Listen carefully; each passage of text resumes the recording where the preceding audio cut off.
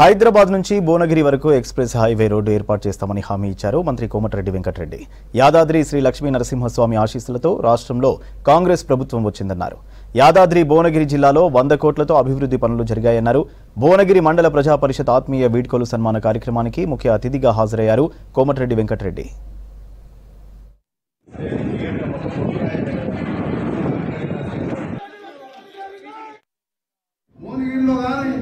ఇక్కడ ఆలయంలో ఉన్న చివరి గ్రామం వరకు ప్రతి ఒక్కరు కూడా మిషన్ భగీరథ గోదావరి నీళ్లతో మంచి నీళ్లు తాగే విధంగా 210 కోట్లు నిన్ననే శాంక్షన్ చేయించడం జరిగింది.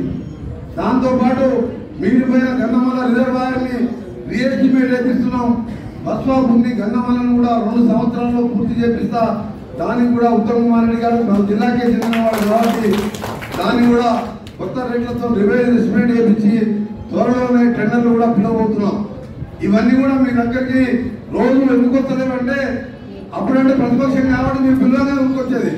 ఇప్పుడు అధికారం అంటే మన కోసం కాదు. గన్నమల్ల కట్టుకోవాలి, ఈయనకు 210 కోట్లు కావాలి, మన ఈ రోడ్లు కావాలి, మన కొరడు బాగా పెట్టుకో 20 కోట్లు పెట్టించిన ఇవన్నీ కూడా రోడ్లు చేసుకోవాలి. అందుకనే ఇవన్నీ ఇప్పుడే మొత్తం 3 నెలలు ఎలక్షన్ కోడ్ ఉన్నది. ఆ కోడ్ కూడా పోయింది. అభివృద్ధి మీద దృష్టి పెడుతున్నాం. ఆగస్టు 15 తారీఖు మీ అందరికీ శుభవార్త. రైతులకు దక్షిణాంధ్ర స్వామి సాక్షిగా అందరికీ కూడా 2 లక్షల రుణమాఫీ చేయబోతున్నాం.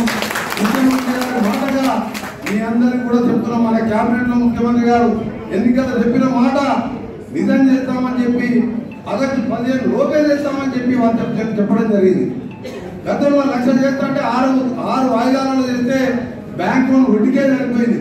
కానీ ఏకకాలంలో 2 లక్షలు చేసిన ముఖ్యమంత్రి ఒక రేవంత్ రెడ్డి గారు మాత్రం రైతులను రుణమాఫీ చేయాలని ఆ విధంగా నిర్ణయం తీసుకున్నాం. అప్పుడున్నా ఆయన అప్పుల పేరు మీద దుబారా చేసినా తప్పకుండా ఈ రుణమాఫీ జరగబోతుంది.